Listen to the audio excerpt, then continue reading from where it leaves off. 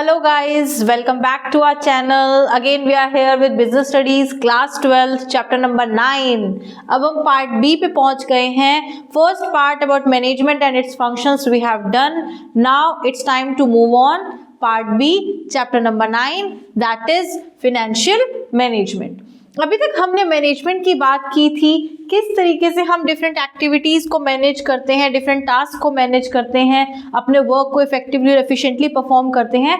तो अब हम बात करते हैं फिनेंशियल मैनेजमेंट की. Means we know it very well कि finance is the life blood of any business organization. ठीक है, किसी भी बिजनेस ऑर्गेनाइजेशन के लिए फिनेंस बहुत ज़रूरी है, क्योंकि पैसे नहीं होंगे तो कोई भी एक्टिविटी परफॉर्म नहीं हो सकती. सभी एक्टिविटीज़ के लिए फिनेंस प्रायोरिटी है, प्राइमरी रिक्वायरमेंट है, तो उससे एफिशिएंटली मैनेज करना इज वेरी इंपॉर्टेंट. और आपके एग्जाम के पॉइंट ऑफ व्यू से ये चैप्टर काफी अच्छा है. इसमें से आपका 8 to 10 मार्क्स का ऑलमोस्ट क्वेश्चन बनता ही बनता है. जैसे आपके डिसीजंस हैं, 3 मेन फाइनेंसिंग डिसीजंस हैं, उस पर क्वेश्चन बनता है, जिसमें डिविडेंड डिसीजन वेरी इंपॉर्टेंट है. आपकी मार्केट की टाइप्स हैं, उस पर बहुत अच्छा क्वेश्चन बनता है. तो थोड़ा सा फोकस करना है इस चैप्टर पे. ठीक है, लेट्स स्टार्ट. तो फाइनेंशियल मार्केट क्या है? It refers to that branch of management which is concern with the management of money, पैसे. उसे हमें कैसे इफेक्टिवली एंड एफिशिएंटली यूज करना है, उसके बारे में अब हम डिटेल स्टडी करेंगे इस चैप्टर में.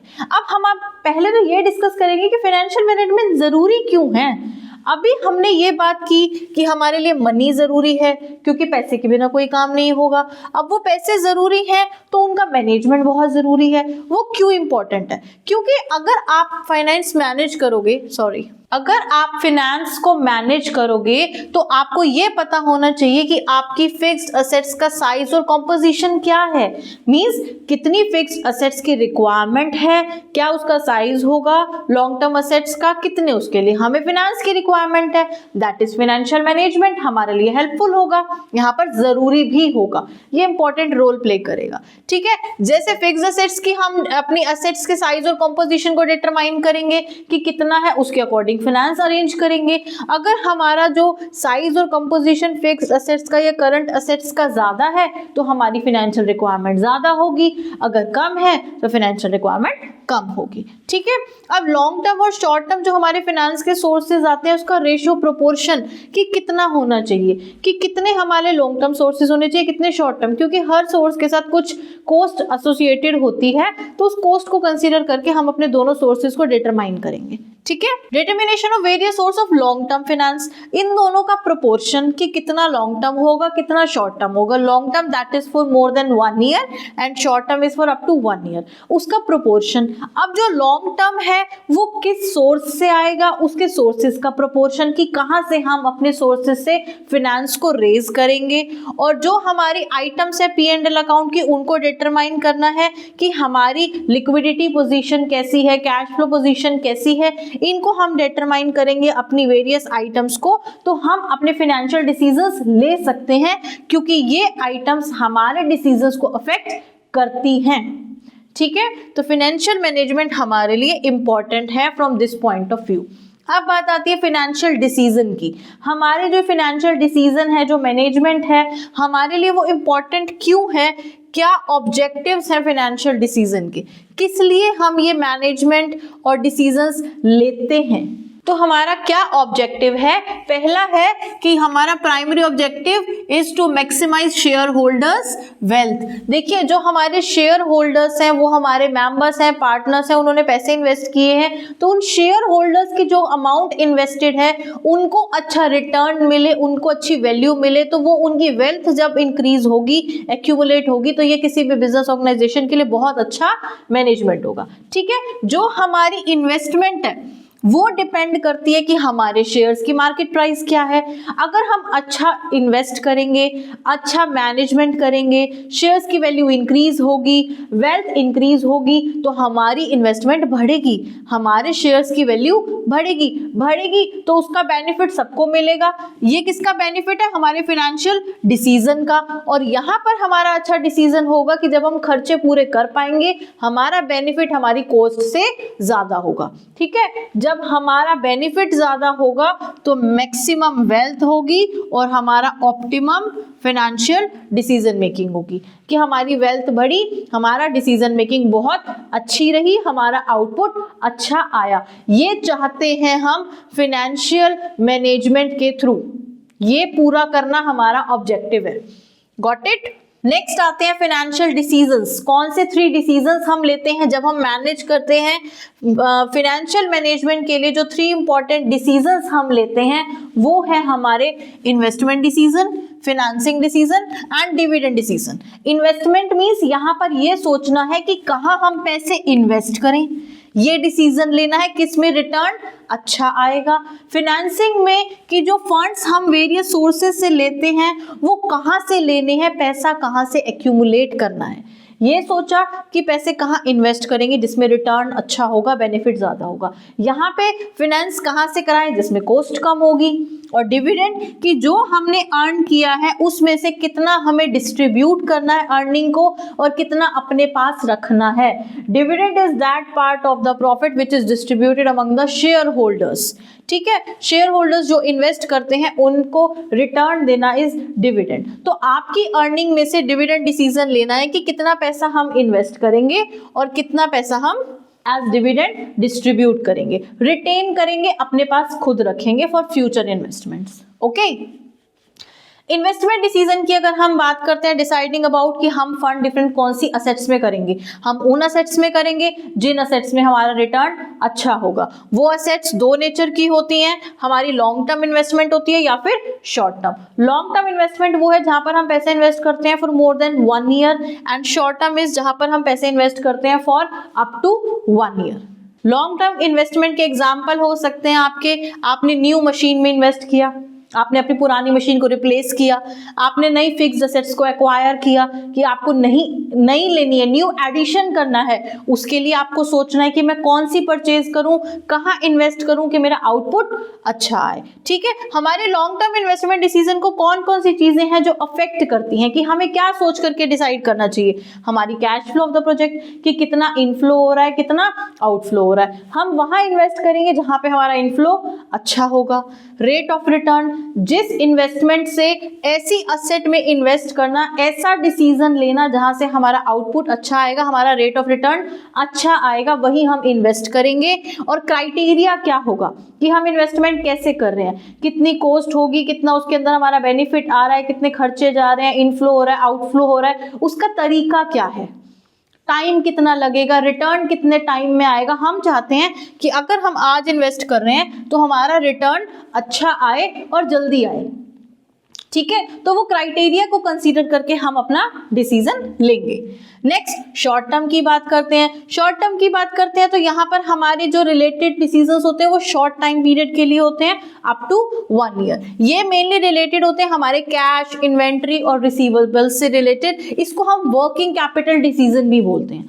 लॉन्ग टर्म को हम बोलते हैं कैपिटल बजटिंग डिसीजन और शॉर्ट टर्म को हम बोलते हैं वर्किंग कैपिटल डिसीजन, कि हमारी डे टू डे जो एक्टिविटीज हैं, ऑपरेशनल एक्टिविटीज हैं, उसमें इन्वेस्ट करना इज शॉर्ट टर्म इन्वेस्टमेंट, कि कैश की रिक्वायरमेंट कितनी है, इन्वेंट्री कितनी है, इसलिए ये वर्किंग कैपिटल डिसीजन बोला जाता है। यहाँ पर जैसे आपकी करंट असेट्स में कैश, इन्वेंट्री, रिसीवेबल, इसमें हमें कितना इन्वेस्ट करना है जिससे हमारी डे टू डे एक्टिविटीज बहुत स्मूथली वर्क कर सकें। ठीक है, जैसे अभी हमने डिस्कस किया, ये हमारी वर्किंग को अफेक्ट करता है और लिक्विडिटी को भी अफेक्ट करता है। लिक्विडिटी हमारे लिए बहुत जरूरी है क्योंकि हमें day to day activities perform करने के लिए लिक्विडिटी रखना पड़ता है। Means assets should be able to convert in cash easily. ऐसी असेट्स हो तो लिक्विडिटी अच्छी होगी तो फंक्शनिंग बहुत स्मूथ चलती है।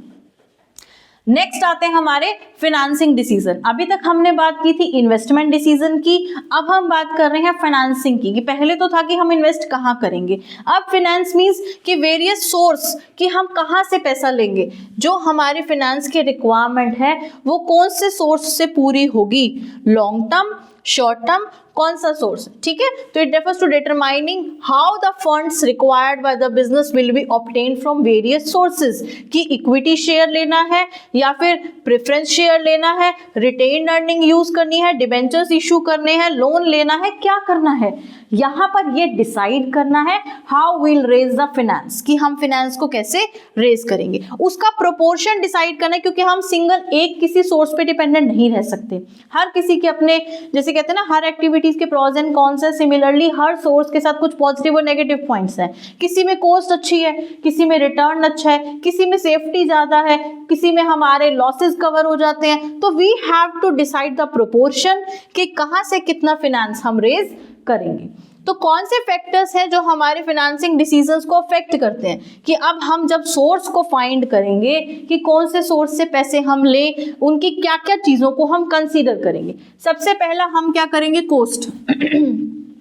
जितने भी सोर्सेज हमारे पास हैं फाइनेंस के, हम देखेंगे कि जो सोर्स हमारे लिए चीपर होगा, इकोनॉमिकल होगा, सस्ता होगा, उस सोर्स को हम सेलेक्ट करेंगे, डिसाइड करेंगे कि हम उससे फंड्स रेज करते हैं, ठीक है। अब यहाँ पर जैसे इसने कहा कि बोरोड फंड्स की कॉस्ट जो है वो ऑनर्स फंड से कम होती है। ऑनर्स में जैसे हमारे इक्विटी आते हैं जिनके पास थोड़ी ऑनरशिप होती है, तो उनकी कॉस्ट ज़्यादा होती है बट वो सेफ होते हैं। तो कॉस्ट के पॉइंट ऑफ व्यू से बोरोड फंड हमारे लिए अच्छे हैं, बट रिस्क के पॉइंट ऑफ व्यू से बोरोड फंड में रिस्क ज़्यादा है, ऑनर्स फंड में रिस्क कम है, क्योंकि वो ऑनर है और वो लॉसेस बियर करने के लिए भी रेडी है। तो कॉस्ट के पॉइंट ऑफ व्यू से ये अच्छा है, रिस्क के पॉइंट ऑफ व्यू से वो अच्छा है। और फ्लोटेशन कॉस्ट की बात करते हैं तो बोरोड फंड में फ्लोटेशन कॉस्ट कम होती है और ऑनर्स फंड में ज़्यादा होती है। फ्लोटेशन कॉस्ट क्या होती है, उन सोर्सेज से पैसे रेज करने में जो खर्चा आता है, means cost of raising some sources of funds.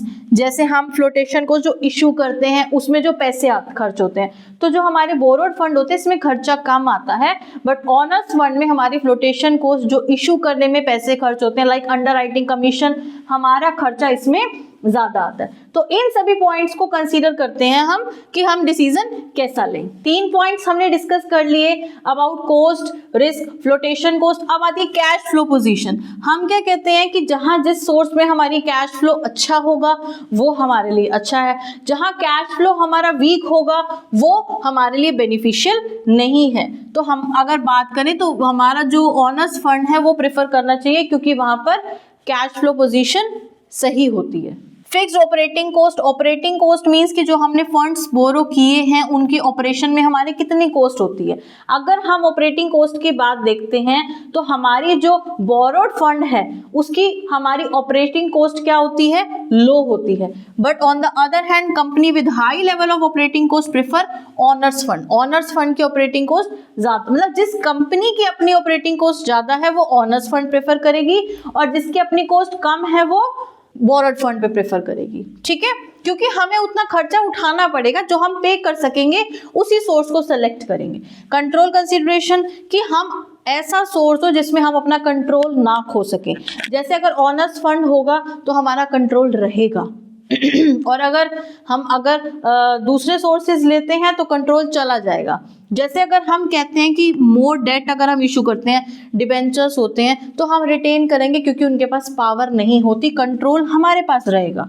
But अगर इक्विटी इशू करते हैं, I think I have said earlier like कि हम ऑनर्स फंड में इन्वेस्ट करेंगे। ऑनर्स फंड्स में तो हमारी जो कंट्रोल है वो कम हो जाता है क्योंकि उनके पास पावर चली जाती है। बट जो डेट्स हैं या डिबेंचर्स हैं, ऐसे बोरोड फंड्स में हमारा कंट्रोल नहीं जाता क्योंकि डिसीजन मेकिंग पावर मैनेजमेंट के पास ही रहती है, ठीक है। नेक्स्ट आता है dividend. Dividend is that part of the earning which is distributed among the share holders, जो हम उनको डिस्ट्रीब्यूट करते हैं। अब उसमें आपने जो पैसा आया है, जो प्रॉफिट आया है, उससे रिलेटेड डिसीजन लेना है कि कितना आपने डिविडेंड एज प्रॉफिट डिस्ट्रीब्यूट करना है और कितना रिटेन करना है। रिटेन अर्निंग वो पैसे हैं जो हम अपने पास रखते हैं for fulfilling our future needs, जिसको हम फ्यूचर में इन्वेस्ट भी कर सकते हैं, ठीक है। अगर हम बात करते हैं डिविडेंड डिसीजन की, तो डिविडेंड डिसीजन लेने से पहले हमें बहुत सारी चीजें देखनी पड़ती हैं कि हम कितना रिटेन करेंगे या कितना डिस्ट्रीब्यूट करेंगे। जैसे हमारी अर्निंग, अब हमारी अर्निंग अच्छी होगी तो हम डिविडेंड भी अच्छा देंगे। अर्निंग कम होगी तो हमें पहले देखना पड़ेगा कि हमारा स्ट्रक्चर कैसा है, हम कितना पार्ट डिस्ट्रीब्यूट कर सकते हैं, ठीक है। हम अपनी प्रीवियस ईयर की अर्निंग्स को देखते हुए ही अपना डिविडेंड प्लान आउट करते हैं। स्टेबिलिटी कि कितने सालों से जो हमारी अर्निंग चल रही है वो स्मूथली सही चल रही है, अनस्टेबल है, तो उसके अकॉर्डिंग हमें पता चल जाता है कि हमारी रिटेन करने की रिक्वायरमेंट कितनी है और कितना हमें डिस्ट्रीब्यूट करना चाहिए। हम अपनी कैश फ्लो पोजीशन देखते हैं, डिविडेंड देने से हमारा कैश आउटफ्लो हो जाता है, तो अगर हम चाहते हैं कि फ्लो कम हो तो कम डिविडेंड होगा। अगर हमें आउटफ्लो से प्रॉब्लम नहीं है, हमारे पास सफिशिएंट कैश बैलेंस है, तो हम डिविडेंड डिस्ट्रीब्यूट कर सकते हैं। ग्रोथ अपॉर्चुनिटीज, अगर हमें लगेगा कि ग्रोथ अपॉर्चुनिटीज हैं, प्लान्स हैं, तो हम कुछ पैसे को, प्रॉफिट को रिटेन करेंगे, और अगर हमें लगेगा कि हमारे पास कोई इन्वेस्टमेंट या ग्रोथ प्लान्स नहीं है तो हम उसको डिस्ट्रीब्यूट कर देंगे। Stability of dividend, stable policy हमारी रेपुटेशन को इम्प्रूव करती है, तो अगर हम अपने डिविडेंड का जो रेट है वो स्टेबल रखते हैं तो हमें बेनिफिट अच्छा मिलता है। टैक्सेशन पॉलिसी, हमें टैक्सेशन पॉलिसी को कंसीडर करना है कि टैक्स रेट हाई है या लो है। अगर टैक्स रेट हाई है तो कंपनी हम अब एज अ डिविडेंड कम पे करती है, और टैक्स रेट लो है तो कंपनी डिविडेंड ज़्यादा पे करती है। उस पर डिपेंड करेगा हमारा डिसीजन। लीगल रेस्ट्रिक्शंस, कई बार क्या होता है कि गवर्नमेंट की कुछ रेस्ट्रिक्शंस होती है रिलेटेड टू डिविडेंड डिस्ट्रीब्यूशन, कुछ प्रोविजंस होते हैं जो उनको प्रोटेक्ट करने के लिए लिए जाते हैं, तो उन रेस्ट्रिक्शंस के रहते हुए हमें डिविडेंड का रेट डिसाइड करना पड़ता है। कॉन्ट्रैक्चुअल कॉन्स्टेंट्स, जैसे हम किसी पार्टी से फंड्स रेज करते हैं, कुछ फाइनेंस रेज करते हैं, तो हमें उनकी कुछ रेस्ट्रिक्शंस को फॉलो करना पड़ता है कि कितना हम डिविडेंड दें और कितना नहीं। हमारा स्टॉक मार्केट रिएक्शन, क्योंकि डिविडेंड अच्छा होगा तो रिएक्शन भी अच्छा होगा, डिविडेंड कम होगा तो रिएक्शन भी इतना पॉजिटिव नहीं जाएगा। तो अगर हम अच्छा रिएक्शन चाहते हैं, पॉजिटिव रिएक्शन चाहते हैं, तो हमें डिविडेंड डिस्ट्रीब्यूशन पे फोकस करना चाहिए। अब आती है प्लानिंग। जिस तरीके से हमने पहले मैनेजमेंट में प्लानिंग की कि हमें क्या एक्टिविटीज़ परफॉर्म करनी है, कैसे कैसे प्लान्स बनाने हैं, यहाँ पर फिनेंशियल प्लानिंग करनी है। एक ब्लूप्रिंट तैयार करना है कि फिनेंस को हम कैसे, कितना रिक्वायर्ड है, कैसे प्रोक्योर करेंगे और कैसे यूटिलाइज करेंगे। तो हमारी प्लानिंग में 3 डिटर्मिनेंट्स हैं। First one is requirement of funds, second is procurement of funds, and third one is utilisation. कहाँ से पैसे आएंगे, कितना रिक्वायर्ड है, कहाँ से हम वो फंड्स प्रोक्योर करेंगे, और कितना हम उसको कैसे, किस अपने एक्टिविटी में यूटिलाइज करेंगे। ये 3 डिसीजन हम प्लानिंग में लेते हैं। ये प्लानिंग हमारे लिए क्यों ज़रूरी है? जैसे हमने पहले डिस्कस किया है कि हमारे लिए मैनेजमेंट और प्लानिंग इंपॉर्टेंट है, वैसे ही यहाँ पर भी है कि कोई भी इवेंचुअलिटीज़ होती हैं, कोई फ्यूचर में प्रॉब्लम्स आती हैं, रिस्क आते हैं, उनको ओवरकम करने के लिए, फेस करने के लिए, कोई शॉक्स और सरप्राइजेस बिजनेस को सर्टेन मिल जाते हैं, तो उनको ओवरकम करने के लिए, कोऑर्डिनेट करने के लिए हमें पैसे चाहिए। Different functions, different departments, different activities, wastage ना हो, प्लान आउट करके चलेंगे कि खर्चा कम, यूटिलिटी ज़्यादा। आज को फ्यूचर से रिलेट करना है, लिंक करना है, तो प्लान करना पड़ेगा। इन्वेस्टमेंट और फिनेंसिंग को कि कहाँ पैसा लगाना है और कहाँ से पैसा रेज करना है, उसको मैनेज करके चलना इज प्लानिंग। और आपको अपनी प्रोडक्शन को इजी बनाना है, उसको इवेलुएट करना है कि हम सही कर रहे हैं या नहीं कर रहे, तो हम अपनी इस प्लानिंग को बहुत इम्पॉर्टेंट मानते हैं डे टू डे एक्टिविटीज़ में। ठीक है, अब बात आती है फिक्स्ड कैपिटल की। हमने कहा कैपिटल, जो पैसा हम इन्वेस्ट करते हैं। फिक्स्ड कैपिटल वो पैसे हैं जो हमारी बिजनेस को रन करते हैं। Fixed is that for long term, ठीक है, जिसको हम लॉन्ग टर्म के लिए यूज करते हैं। हमारी कैपिटल जो है वो 2 टाइप से डिवाइडेड होती है, फिक्स्ड एंड वर्किंग। तो फिक्स्ड वो कैपिटल है जहां पर हम फिक्स्ड असेट्स या लॉन्ग टर्म असेट्स को परचेज करने के लिए पैसा इन्वेस्ट करते हैं और जो हमें लंबे टाइम तक रिटर्न देती है। अब फिक्स्ड कैपिटल का जो रिक्वायरमेंट है वो कौन सी चीज़ों से अफेक्टेड होती है? जैसे बिजनेस का नेचर, अगर मैन्युफैक्चरिंग बिजनेस है हमारी कैपिटल रिक्वायरमेंट ज़्यादा होगी। अगर हमारा नॉर्मली बिजनेस है, सेल करते हैं हम, परचेज करा और सेल करा, डायरेक्ट ट्रेडिंग बिजनेस है, तो वहाँ पर हमारी रिक्वायरमेंट कम होगी। ऑपरेशन लार्ज स्केल पे है, रिक्वायरमेंट ज़्यादा, स्मॉल स्केल पे है, रिक्वायरमेंट कम। टेक्निक, अगर हम अपनी कैपिटल टेक्निक लेके चल रहे हैं, मशीन्स हमें रिक्वायर्ड हैं, तो हमारे लिए अपनी रिक्वायरमेंट, कैपिटल रिक्वायरमेंट ज़्यादा होगी, otherwise vice versa. Technology upgrade करनी है, जैसे अब आप कहते हो कंप्यूटर्स हैं या इस तरीके की कोई टेक्नोलॉजी है, उस पर हमें टाइम टू टाइम अपग्रेड करना बहुत जरूरी है। बहुत रैपिडली वो चेंजेस आ रहे हैं, तो उसके लिए फिक्स्ड जो हमारी फिक्स्ड कैपिटल रिक्वायरमेंट है वो अच्छी होनी चाहिए। ग्रोथ अगर आप चाहते हो, ग्रोथ के पॉइंट ऑफ व्यू से हमें फिक्स्ड कैपिटल में हमारे अपग्रेडेड टेक्नोलॉजी में नई से नई टेक्निक में इन्वेस्ट करना होगा और हमारी रिक्वायरमेंट ज्यादा होगी। अगर आप ऑलरेडी ग्रो कर चुके हो तो रिक्वायरमेंट कम होगी। डाइवर्सिफाई करना चाहते हो, डिफरेंट एक्टिविटीज में इन्वेस्ट करना है, डिफरेंट एक्टिविटीज में इन्वॉल्व होना है, तो हमारी fixed capital requirement will be more. और अगर हमारे पास कुछ ऑल्टरनेटिव्स हैं जैसे फिनेंस कर रहे हैं कि अगर हम किसी चीज के साथ एडजस्ट कर सकते हैं, हमारे पास ऑप्शंस और ऑल्टरनेटिव्स अवेलेबल हैं, तो हमारी रिक्वायरमेंट कम होगी। Working capital is that capital जो हमारी डे टू डे फंक्शनिंग और ऑपरेशंस में हमारी हेल्प करती है, हमारी बिजनेस एक्टिविटीज को स्मूदन करती है। वर्किंग कैपिटल कैसे कैलकुलेट की जाती है? Actually it is the difference between current assets and current liabilities, जो शॉर्ट टर्म के लिए हमारी वर्क करती हैं, हमारी डे टू डे ऑपरेशन से रिलेटेड होती हैं। तो अब जब हम वर्किंग कैपिटल कैलकुलेट करते हैं तो हमारा difference of current assets and liabilities is calculated, ठीक है। Net working capital is difference of current assets and current liabilities, but gross working capital is equal to the value of current asset. वो सिर्फ current asset की value के ही equal होती है, ठीक है। तो this was about fixed capital and working capital. Next आपकी जो वर्किंग कैपिटल में बात आती है current assets and current liabilities की। करंट असेट्स क्या होती हैं? वो असेट्स जिसको हम विद इन 1 ईयर कैश में कन्वर्ट कर सकते हैं, जैसे हमारा cash in hand, bill receivable, हमारी inventory, raw material, these are considered as current assets. और लायबिलिटीज जिनकी पेमेंट हमें विद इन 1 ईयर करनी होती है, लाइक बिल पेएबल और क्रेडिटर्स। हमारी वर्किंग कैपिटल रिक्वायरमेंट, जैसे हमने फिक्स्ड की बात की थी कि कैसा हमारा बिजनेस है, क्या स्केल है, कितने क्या फैक्टर्स हैं हमारी साइकिल कि हमारा बिजनेस बूम पे है, रिसेशन पे चल रहा है, डिप्रेशन पे चल रहा है, क्रेडिट कितना हमने दिया हुआ है या कितना क्रेडिट लिया हुआ है। तो ये सब फैक्टर्स हैं जो हमारी वर्किंग कैपिटल रिक्वायरमेंट को अफेक्ट करते हैं कि कब रिक्वायरमेंट ज्यादा होगी और कब कम होगी, ठीक है। तो this was all about chapter number 9, that is financial management. Hope you find it useful. If yes, go follow.